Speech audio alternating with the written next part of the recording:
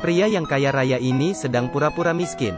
Whisky yang berharga $50.000 dituangkan ke botol whisky $2. Saus daging premium dikemas ke kaleng promosi. Ham impor juga diganti dengan kemasan diskon. Namanya Santi. Beberapa hari lalu, istrinya minta cerai karena dia miskin. Tapi keesokan hari, dia memenangkan lotre $200 juta. Tiba-tiba dia menjadi orang kaya. Penasihat keuangan bilang ke dia, jika bercerai sekarang, harus bagi $100 juta ke istrinya. Jika tidak ingin bagi, dia harus pura-pura miskin.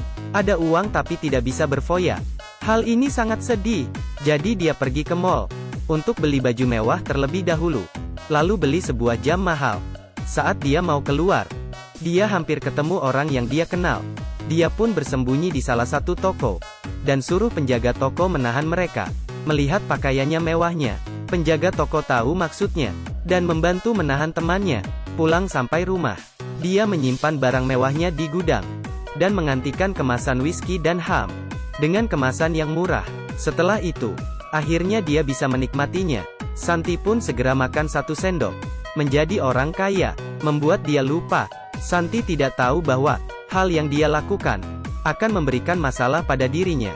Saat itu, istri pulang rumah. Dia pun terbaring di atas sofa.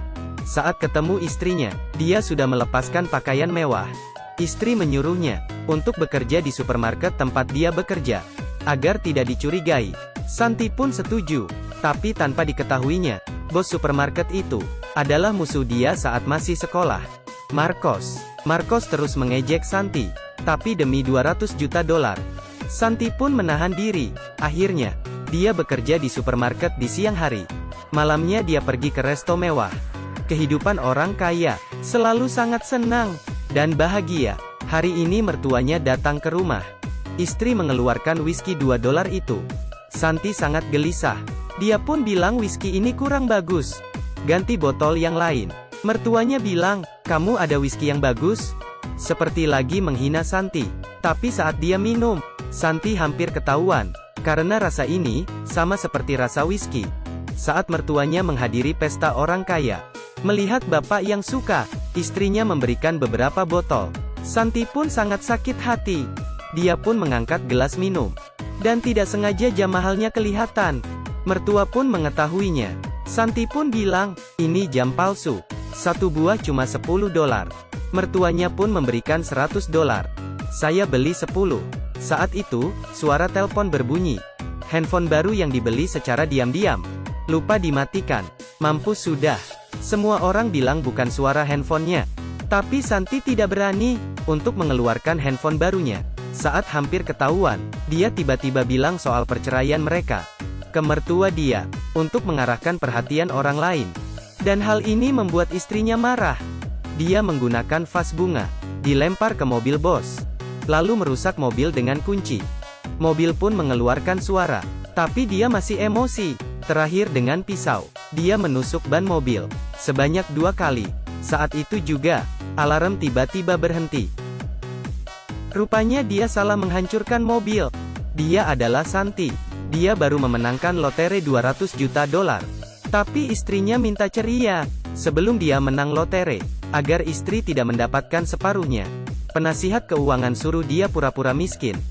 Santi sebenarnya tidak ingin membohongi istrinya. Tapi saat keluar dari resto, dia bertemu dengan istri, bersama dengan bosnya, Marcos. Santi sangat kaget. Jika istrinya tahu dia datang ke resto mahal, maka akan ketahuan. Dia segera berpura-pura menjadi satpam. Istri pun tidak mencurigainya. Dia rasa suaminya datang ke resto mahal hanya untuk mengemis makanan. Setelah mereka masuk, Santi merusak mobil mewah Marcos dengan pot bunga. Tapi rupanya dia merusakkan mobil yang salah. Santi sangat marah dan memutuskan untuk pura-pura miskin dan tidak akan berbagi dengan istrinya. Agar tidak kelihatan seperti orang kaya, dia harus tetap bekerja di supermarket Marcos. Hari itu, dia memakai mobil mewah ke supermarket untuk bekerja. Supir tiba-tiba ke pom bensin, dan petugas di situ adalah teman baiknya si gendut. Mereka pun bertatapan. Santi pun sangat kebingungan. Si gendut mengangguk kepala. Santi tidak tahu apa yang harus dia buat. Apa dia harus jujur saat dia sudah tidak bisa pura-pura? Si gendung menggunakan tangan untuk mengatur rambutnya. Setelah hal itu, Santi pun sampai di supermarket. Tapi dia terlambat. Marcos pun memarahi Santi di depan istrinya sendiri. Tapi demi 200 juta dolar, Santi pun menahan emosi. Setelah pulang kerja, dia datang ke klub malam. Dua teman baiknya sedang minum bir. Tapi Santi tidak bisa bergabung dengan mereka, karena sekarang dia butuh teman yang kaya juga. Sampai di rumah dia pun terpikir, jika membuat dua temannya kaya, maka sudah ada teman. Keesokan hari, mobil mewah parkir di depan pom bensin si gendut. Seorang broker terkenal memintanya menjadi model kacamata. Setiap hari si gendut harus memakai kacamata, dan bisa dapat 8 juta dolar. Seterusnya, teman yang lain juga dapat warisan 8 juta dolar. Setelah itu, Santi pun pergi ke klub malam. Kedua teman baiknya tidak membuat dia kecewa. Mereka mulai meremehkan Santi.